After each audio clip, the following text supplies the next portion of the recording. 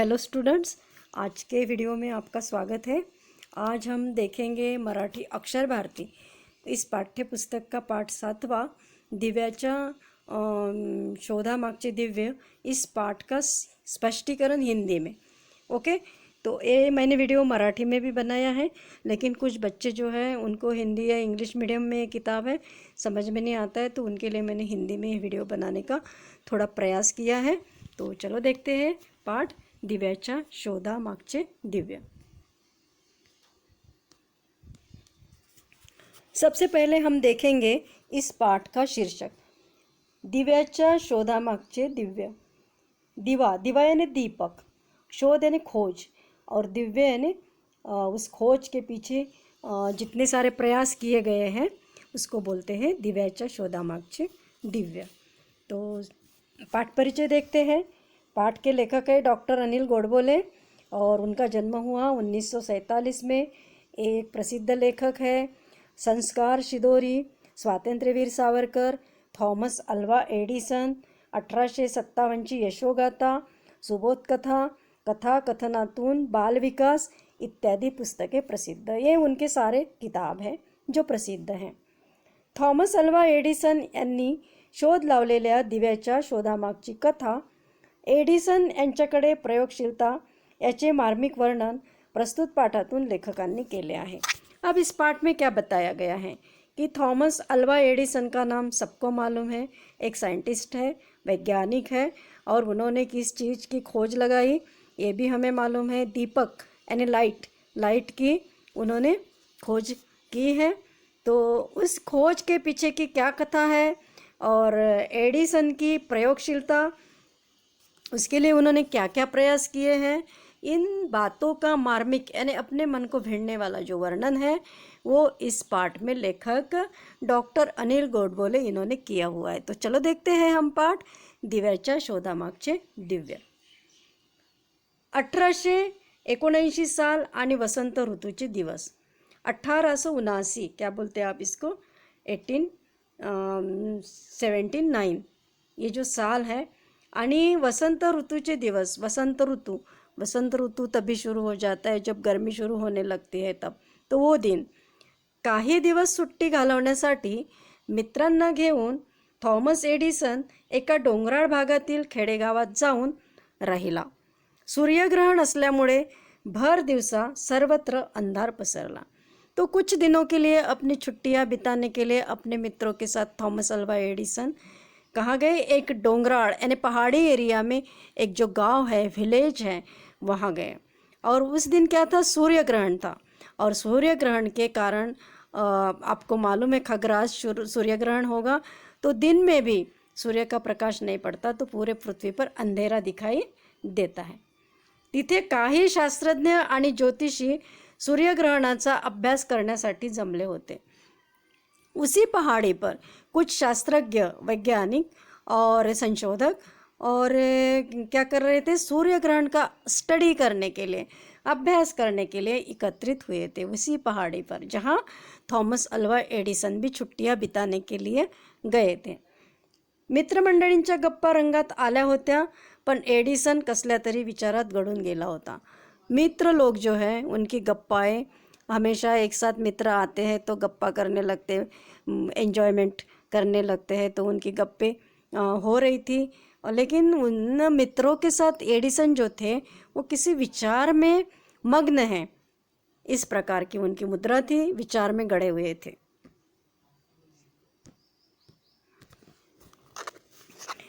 त्याच्या एका मित्राने सहजपणे विचारले, काय एडिसन साहेब, कसल्या एवढ्या विचारात घडला?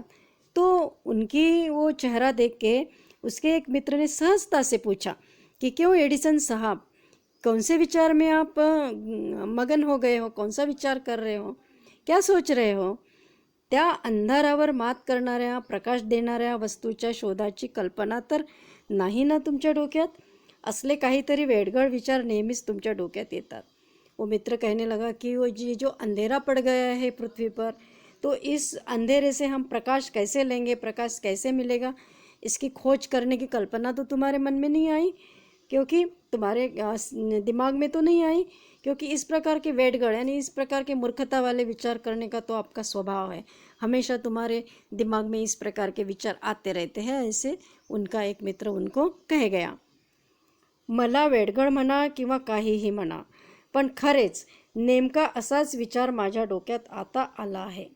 मी अशा काहीतरी प्रकाश देणाऱ्या वस्तूच्या शोधात आहे की जी किमतीने कमी असेल पण सामान्य माणसालाही रोजच्या जीवनात तिचा उपयोग होय।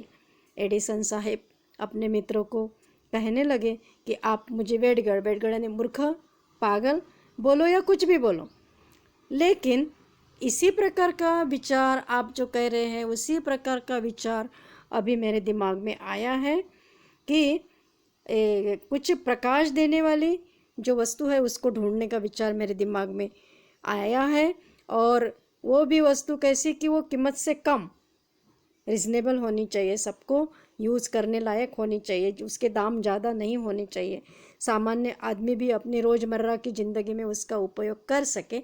इस प्रकार की प्रकाश देने वाली चीज़ ढूंढने का विचार, खोजने का विचार मेरे मन में आया है। एडिसनच्या मित्रांनी फारसे गंभीरपणे मनावर घेतले नाही। बऱ्याच जणांनी तर ते हसण्यावारीच नेले। तुम्हाला ही थट्टा वाटते, पण हातच्या कंकणाला आरसा कशाला? माझ्या मनातील कल्पनेप्रमाणे असणारी वस्तू शोधण्याचे आव्हान मी स्वीकारले आहे। एडिसन के मित्र जो थे उन्होंने उनके इस बात को ज़्यादा गंभीरता से नहीं लिया, अपने मन पर नहीं लिया है, और बड़े जनानी यानी बहुत से उसके मित्र जो है हंसने लगे, हंसनेवारिस नेले नहीं, उसकी बात पर हंसने लगे। तो एडिसन बोले कि आपको ये थट्टा लगती है ना, थट्टा यानी मजाक लगता है ना, लेकिन मजाक नहीं है। वो बोले कि हातच्या कंकणाला आरसा कशाला, ये एक कहावत है मराठी में। हातच्या कंकणाला आरसा कशाला यानी अपने हाथ का जो कंगन होता है ना, चूड़ी जो होती है, उस चूड़ी को बोलते हैं कंगन।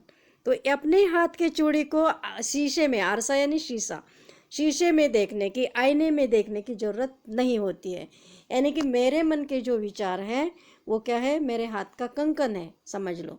और मेरे ही मन के विचार को शीशे में देखने की यानी दोस्तों के मन में देखने की मुझे ज़रूरत नहीं है। वो तो मुझे मालूम है कि मैं क्या विचार कर रहा हूँ और इस पर मैं कौन सी खोज निकालने वाला हूँ। मेरे को सबूत देने की कोई ज़रूरत नहीं है।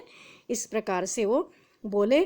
माझ्या मनातील कल्पनेप्रमाणे असणारी वस्तू शोधण्याचे आव्हान मी स्वीकारले। मेरे मन में जो कल्पना है, वो कल्पना, जो वस्तु की कल्पना है उसको खोजने का, ढूंढ निकालने का, मतलब खोज लगाने का आह्वान यानी चैलेंज मैंने स्वीकार किया है, वही मेरे लिए बहुत है।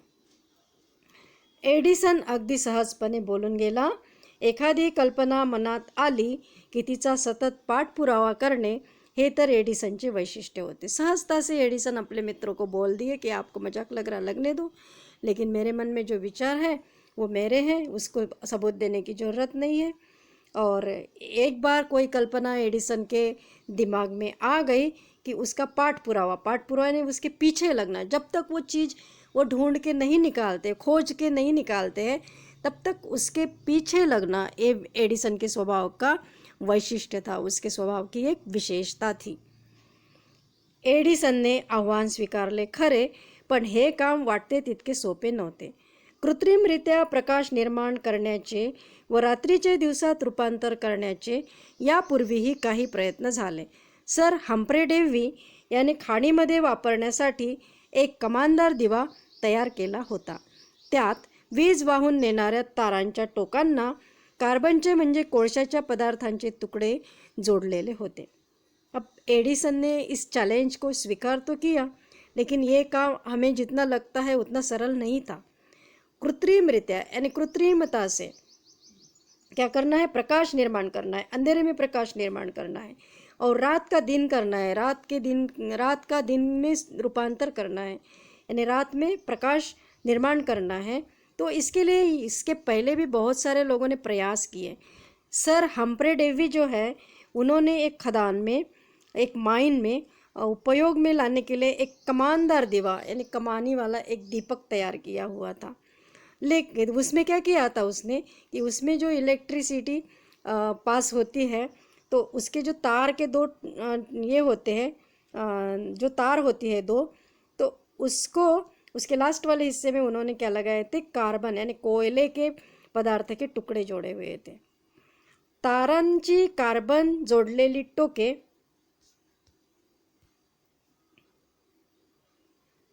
जवळ आणली की त्यातून झगझगीत प्रकाश निर्माण व्हायचा. और इन तारों के जो लास्ट वाले हिस्से हैं जिसमें कार्बन जोड़ा हुआ था, कोयले के टुकड़े जोड़े हुए थे, उनको अगर पास पास ले आएंगे तो उसमें से क्या हो जाता था, झगझगीत प्रकाश यानी एकदम तेज लाईट निर्माण हो जाती थी. पण या प्रकाशाच्या उपयोगाला फार मर्यादा होत्या. दरवेळी कार्बनचे तुकडे जाळून प्रकाश निर्माण करणे हे काम खर्चिक होते. त्यातून निर्माण होणारा विषारी वायू हाही धोकादायक होता. प्रकाश तर जास्त वेळ टिकणारा हवा, तो कमी खर्चात निर्माण करता यायला हवा, तो फार प्रखरही नको, त्यातून विषारी वायूचा धोकाही नको. हे सारे कसे जमायचे, एडिसनचे विचारचक्र सुरू झाले. देखो, ये जो प्रकाश है, वो जो तार है, तार में कार्बन जोड़ के, कोयले के टुकड़े जोड़ के जो पास पास लाने से प्रकाश निर्माण होता था, इस प्रकाश के उपयोग को क्या थी, मर्यादाएं थी, कुछ सीमाएं थी, है ना. विशिष्ट मतलब मर्यादा के आगे उसको नहीं जला सकते थे, लिमिटेशन था उसमें. और हर बार ये कार्बन के टुकड़े जोड़ना और उसको जलाना और जला के प्रकाश निर्माण करना, ये बहुत प्रयास का भी काम था और खर्चे का भी काम था. और उसमें से विषारी वायु भी निकलते थे, जहरीले पदार्थ, वायु गैसेस निकलते थे, वो भी अपने लिए क्या थे, धोखादायक थे. और इसका प्रकाश भी क्या ज़्यादा देर तक नहीं टिकता था. तो प्रकाश तो ज़्यादा देर तक टिकने वाला भी होना चाहिए और वो कम खर्चे में भी निर्माण होना चाहिए और ज़्यादा प्रखर यानी तेज भी नहीं होना चाहिए. अपने को जितना चाहिए उतना प्रकाश होना चाहिए और उसमें से विषारी यानी जहरीले वायु निकलने का धोखा भी नहीं होना चाहिए. ये सारी चीज़ एक ही इसमें एडिसन को खोजना था, ढूंढ निकालना था. तो सारे कैसे जमाए चाहिए, कैसे एक ही चीज़ में ये सारा चीज़ कैसे हो जाएगा. इसीलिए एडिसन के दिमाग में विचारों का चक्र, विचार करने का चक्र शुरू हो गया. कोणताही नवा शोध एकाएकी लागत नाही. निरीक्षण, अनुमान, प्रयोग, पुन्हा पुन्हा प्रयोग करणे हे चक्र सतत चालूच असते. एडिसनने प्लॅटिनमचा उपयोग करून पाहिला. तो थोडाफार यशस्वी झाला, पण असला महागडा प्रयोग व्यवहार्य नव्हता. कोई भी चीज़ है, किसी का भी हमें शोध यानी ये करना है, ढूंढना है, खोज करनी है, तो अचानक एकदम से वो खोज नहीं होती है. उसके लिए बहुत प्रयास लगते हैं. उसके लिए कुछ निरीक्षण लेने पड़ते हैं, अनुमान लगाने पड़ते हैं, प्रयोग करने पड़ते हैं, बार बार प्रयोग करने पड़ते हैं. ये जो चक्र है हमेशा चालू रहता है. फिर इतने सारे चक्र चालू रहने के बाद, प्रयास करने के बाद खोज होती है किसी चीज़ की. ये सादा सरल और इतना आसान काम नहीं है. एडिसन ने क्या किया, प्लैटिनम का उपयोग किया पहले. वो थोड़ा बहुत यशस्वी हो गया, लेकिन ये प्रयोग कैसा था, महागड़ा प्रयोग यानी महंगा था, कॉस्टली था. ये सर्वसामान्य आदमी को पुरने वाला नहीं था. और उन्हाळ्याचे दिवस यानी गर्मियों के दिन थे. हातातल्या पंख्याने वारा घेत असताना एडिसनचे लक्ष पंख्याच्या काडीकडे गेले. या बांबूपासून कार्बन करता येईल का, मनात विचार आला कि लगेच प्रयोगांना सुरुवात.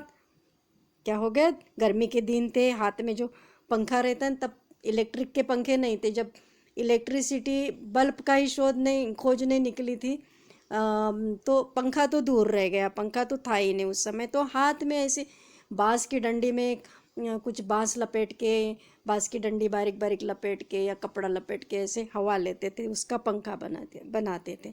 तो गर्मी के दिन थे, तो हाथ से एडिसन ऐसे वारा यानी हवा ले रहे थे पंखे से, हाथ वाले पंखे से.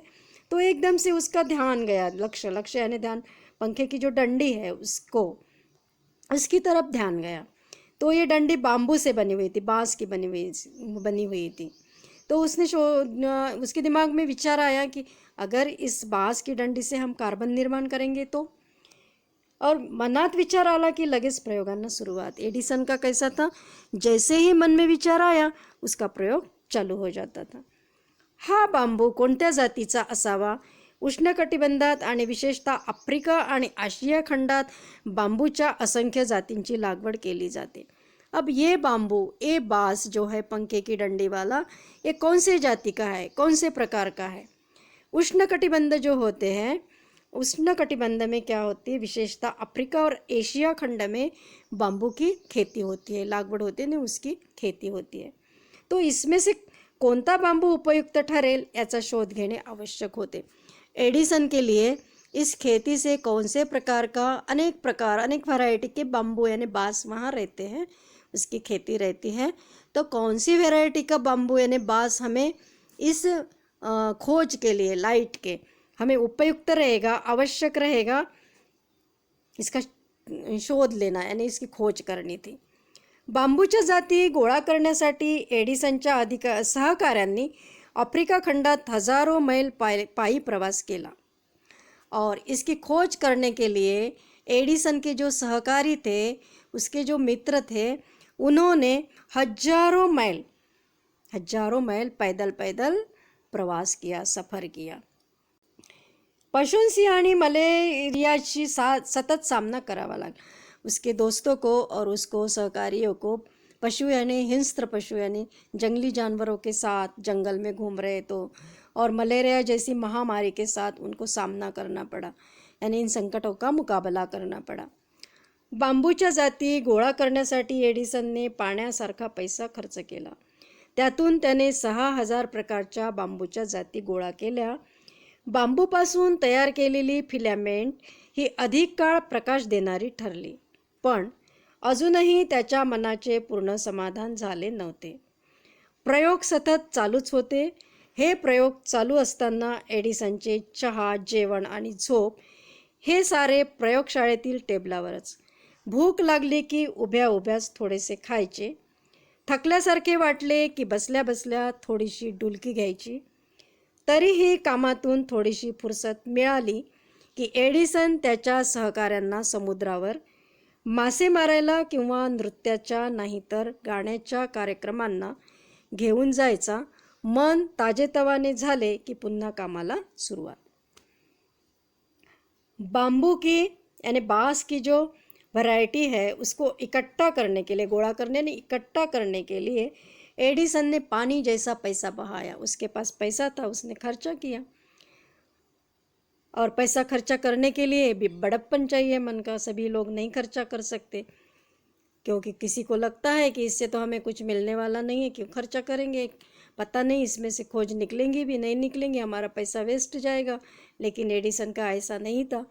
एडिसन ने पानी जैसा पैसा खर्चा किया। उसमें से उसने 6000 प्रकार के बांस की जाति जो है, वैरायटी जो है, इकट्ठा की, और इस बांस से तैयार की हुई फिलामेंट जो है ये अधिक प्रकाश देने वाली, ज़्यादा प्रकाश देने वाली मिल गई। लेकिन फिर भी उसके मन का पूरा समाधान नहीं हुआ। उसके प्रयोग चालू थे। तब एडिसन का चाय है, भोजन है, झोप यानी नींद जो है, ये प्रयोगशाला में ही उसके टेबल पर ही होता था। अगर उसको भूख लगी तो खड़े खड़े ही थोड़े से खा लेता था। उसको थकान लग गई तो वहीं पे लेट लेता था, और बस लेटता भी नहीं था, बैठे बैठे थोड़ी सी झपकी, डुलकी यानी झपकी ले लेता था। फिर झपकी लेने के बाद उसको जाग आ गई, थकान थोड़ी सी निकल गई, फिर अपने काम में लग जाता था, और थोड़ी सी फुर्सत उसको मिल गई तो एडिसन उसके सहकारियों को, उनका भी थोड़ा सा मनोरंजन करना चाहिए था, तो समुद्र पर ले जाता था। मछलियाँ मार के पकड़ के, और नृत्य के कार्यक्रम, गाने के कार्यक्रम लेके उनका मनोरंजन भी करता था। फिर थोड़ा सा मनोरंजन करने के बाद थकान निकल जाती थी तो ताजे तवाने फ्रेश होके, तरोताज़ा होके फिर अपने काम के लिए शुरुआत करते थे एडिसन और उसके सहकारी। सुरुवातीला दिव्याच्या प्रयोगाबाबतची प्रत्येक कल्पनाच योग्य आहे असे एडिसनला वाटायचे, पण प्रयोग करून पाहिल्यावर त्यातील फोलपणा जाणवायचा। शुरू में हमें लगता है कि हमने किया हुआ कोई भी प्रयोग हो गया, सक्सेसफुल हो गया, ऐसे लगता है। एडिसन को भी ऐसे लगता था कि कोई भी शुरू में प्रयोग करो तो बस हमको यश मिल गया, लेकिन ऐसे नहीं था। जब प्रयोग हो जाता था उसको देखने के बाद वो जब निष्कर्ष निकलता था तो उसको क्या लगता था, अरे प्रयोग तो फेल हो गया, इसमें से हमें नहीं मिला कुछ. केलेला प्रत्येक प्रयोग आणि त्यातून काय आढळले याची पद्धतशीर नोंद वह्यांमधून ठेवली. एडिसन ने क्या किया, हर प्रयोग को किया, लेकिन प्रयोग करने के बाद ऐसे ही छोड़ दिया नहीं. उसने एक कॉपी बनाई, उस कॉपी में उसने हर प्रयोग की नोंद रखी, हर प्रयोग का लिख के रखा, और उसमें से हमें क्या मिला, क्या नहीं मिला, क्यों यश नहीं मिला, सक्सेसफुल क्यों नहीं हुए हम, ये सारी नोंद उसमें कॉपी में रखता था. अशा त्याच्या प्रयोगाच्या 200 वह्यांची 40,000 पाने भरून गेली. इस प्रकार की उसने 200 कॉपी बनाई और 200 कॉपीज़ में उसने 40,000 पेज अपनी नोंद लेके कि आज मैंने क्या किया, कल मैंने क्या किया, ये लिख के रखे थे. एडिसनचे काही टीकाकार त्याला म्हणायचे,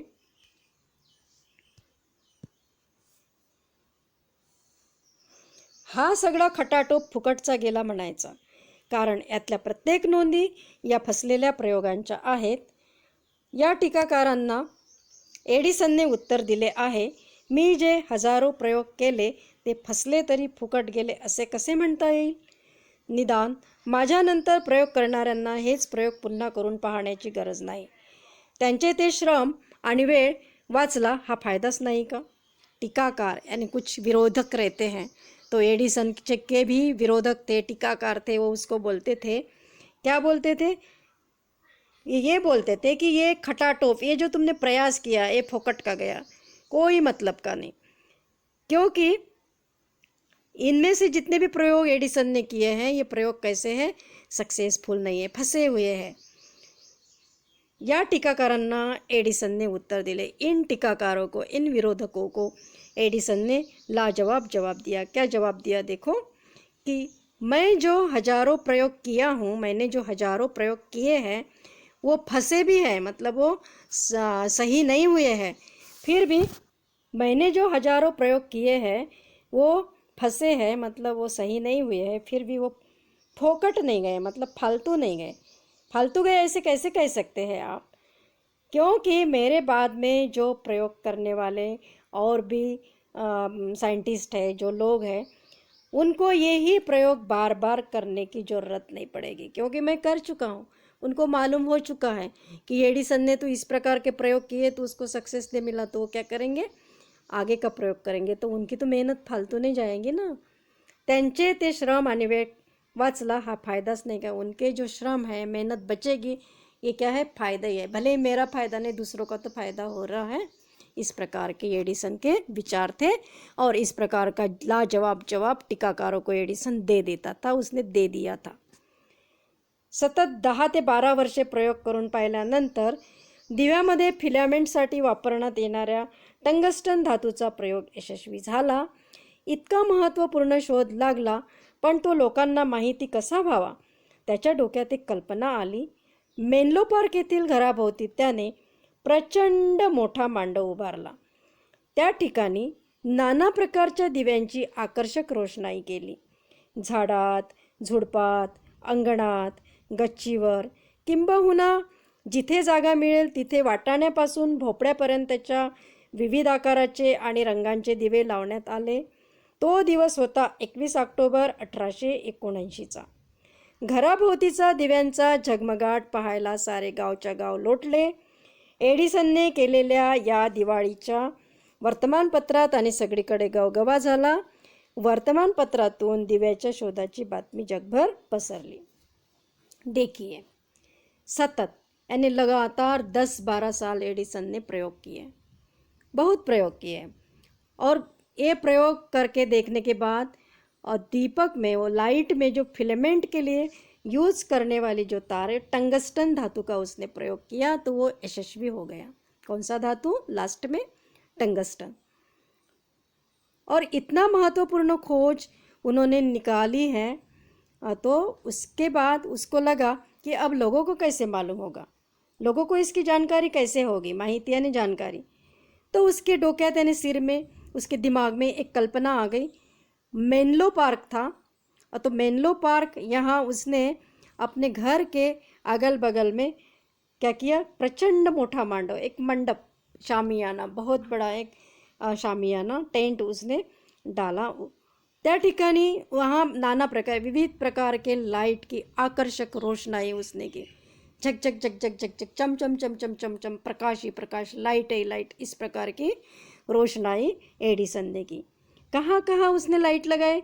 झाड़ात यानी पेड़ में, झुड़ूप यानी बुश जिसको बोलते हैं हम, आंगन में, गच्ची यानी टेरेस पर, और जहाँ जगह मिलेगी वहाँ वाटाना यानी मटर का दाना और भोपड़ा यानी लौकी। मटर के दाने इतना छोटा सा लाइट से लेके बहुत बड़ी लौकी जो होती है उस लौकी के जितना बड़ा सा आकार के लाइट उसने, और अनेक रंग के, लाल पीला हरा नीला सफ़ेद चंदेरी, इस प्रकार के बहुत सारे रंग के लाइट उसने लगाए। बहुत अच्छा दिख रहा था। और वहाँ लाइट ही नहीं था, पहले खोजे ही नहीं थी लाइट की, कोई लाइट जानता ही नहीं था। और इतने में इतने सारे लाइट, लोगों को लगा कि आश्चर्य लगा, अचंभा लगने लगा, उनको लगा कोई जादू तो नहीं हो गई, क्या है यहाँ पे, है ना। तो दिवस, वो दिन था 21 अक्टूबर 1879, 79 ही बोलते होंगे उसको, 79 को। घराभोवतीचा दिव्यांचा झगमगाट पाहायला सारे गावच्या गाव लोटले। उसके एडिसन के घर के अगल बगल में जो झकझक प्रकाश दिख रहा था उसको देखने के लिए गांव के लोग आने लगे। अनेक गांव के लोग आने, गांव के गांव लौट वहाँ पे आ गए, देखे क्या हो गया, यहाँ क्या है। एडिसन ने जो किया था ये प्रयोग और ये रोशनाई, उसका वर्णन दीपावली का जो न्यूज़पेपर था दीपावली के दिनों में, और सब गांव में क्या हो गया, उसकी वाह वाह हो गई। सबको मालूम हो गया है कि एडिसन ने लाइट की खोज की है। न्यूज़पेपर में भी उसके लाइट के खोज की न्यूज़ आने लगी। ओके। 21 ऑक्टोबर 1929 या दिवशी एडिसनने लावलेल्या दिव्याच्या शोधाला 50 वर्षे पूर्ण झाल्यावर साऱ्या अमेरिकेने हा दिवस एखाद्या महोत्सवासारखा साजरा केला। एक मोठ्या समारंभात अमेरिकेच्या अध्यक्षांनी एडिसनचा सन्मान केला। या घटनेच्या निमित्ताने अमेरिकेच्या पोस्ट खात्याने दिव्याचे चित्र असणारी तिकिटेही प्रसिद्ध केली। 21 अक्टूबर 1929 ये दिन निकल गया, है ना। इस दिन एडिसन ने जो दीपक का लाइट की खोज की थी उसको 50 साल पूरे हो गए। और 50 साल पूरे होने के बाद अमेरिका ने इस दिन को एक महोत्सव के रूप में क्या किया, साजरा किया, यानी महोत्सव के रूप में मनाया। और एक बहुत बड़ा समारंभ लेके अमेरिका के अध्यक्ष ने एडिसन का सम्मान किया, उसका गौरव किया। और इस घटना के निमित्त में अमेरिका के पोस्ट खाते ने, यानी पोस्ट में एक लाइट का चित्र जिसमें है इस प्रकार का टिकट भी छप दिया, पोस्ट का टिकट। एक सर्वसामान्य बुद्धिमत्ता असणाऱ्या एडिसनने हे सारे कसे केले याचे त्याच्या टीकाकारांना आश्चर्य वाटले। पण त्यांना एडिसनने मार्मिकपणे सांगितले, इतरांपेक्षा माझ्यामध्ये बुद्धिमत्ता अधिक होती असे मुळीच नाही, पण संकटांना तोंड देण्याची, असंख्य प्रकारचे प्रयोग करून पाहण्याची व हजारो वेळा अपयश आले तरी पुन्हा तितक्याच उमेदीने नवे प्रयोग करून पाहण्याची चिकाटी माझ्याजवळ होती। माझ्या यशात 1 हिस्सा भाग बुद्धिमत्तेचा असल्यास 99 हिस्से भाग हा चिकाटीचा आहे। देखो कितने मन का बड़प्पन एडिसन के पास है। एडिसन के टीकाकार उसको चिढ़ाते थे, मजाक बनाते थे उसको कि इसका तो दिमाग ऐसे है, पागलों जैसा ही सोचता रहता है, लेकिन फिर भी कुछ नहीं होने वाला इससे, ये प्रयोग करता रहता है, हंसते रहते थे। लेकिन एक सर्वसामान्य बुद्धिमत्ता जिसके पास है, ये इस ऐसे एडिसन ने सब कुछ करके दिखाया, तो उसके टीकाकार जो है, विरोधक है, उनको बहुत आश्चर्य लगने लगा। तो उनको एडिसन ने मार्मिकता से बताया, उनको आश्चर्य लगा, वो अपनी गलती कबूल कर लिए। लेकिन एडिसन ने बताया कि नहीं, इतरांपेक्षा माझ्यामध्ये बुद्धिमत्ता अधिक होती असे मुळीच नाही। जो दूसरे लोग हैं, दूसरे लोगों से मेरे पास ज़्यादा बुद्धिमत्ता है, मैं ज़्यादा इंटेलिजेंट हूँ, ऐसे बिल्कुल भी नहीं है। लेकिन संकटों का सामना करना, उसके साथ लड़ाई करना, संकट के साथ, और बहुत प्रकार के प्रयोग करना, और हजारों बार अपयश आया फिर भी उतने ही खुशी से, उतने ही आनंद से, उत्साह से और प्रयोग करना, ये चिकाटी यानी उस काम को चिपक के रहने वाली जो वृत्ति है, उस काम को करने की मेरी जो वृत्ति है, जिद्द जो है, वो मेरे पास थी। मैं बुद्धिमान वगैरे नहीं हूँ। माझ्या यशात 1 भाग बुद्धिमत्तेचा असल्यास 99 भाग हा चिकाटीचा है।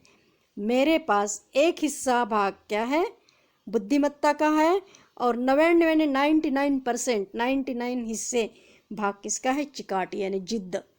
तो बच्चों, आपको भी इससे लेने लायक यही बोध है कि आप भी जब पढ़ाई करते हैं, आपको जब मतलब कुछ कंपटीशन में उतरना है, तो आपकी बुद्धिमत्ता तो काम करेगी, लेकिन वो 1%, क्या बोलेंगे, 1% लेकिन नहीं, 99% यानी 99% आपकी जिद्द, आपकी मेहनत, आपकी उस काम को चिपकने की जो वृत्ति है, जिज्ञासा है, मेहनत है, ये काम करेगी। तो आपको इसमें से लेने वाला यही बोध है कि आप भी एडिसन जैसे बन सकते हैं। कोई भी आदमी सामान्य नहीं है और सर्वसामान्य नहीं है। सब अपने अपने स्तर पर क्या है, होशियार है, ब्रिलियंट है, मेहनत की उसको ज़रूरत है। तो बच्चों, ये पाठ हमने यहाँ देख लिया है और आशा करती हूँ आपको समझ में आया होगा। अगर आपको अच्छा लगा होगा तो आप ज़रूर इस वीडियो को लाइक करिएगा, इससे मेरा उत्साहवर्धन होगा। और शेयर कीजिए, और वीडियो को सब्सक्राइब, चैनल को नहीं किया होगा तो करिए, किया होगा तो मत कीजिए। और नोटिफिकेशन के लिए बेल आइकन टैप करिए। Thank you.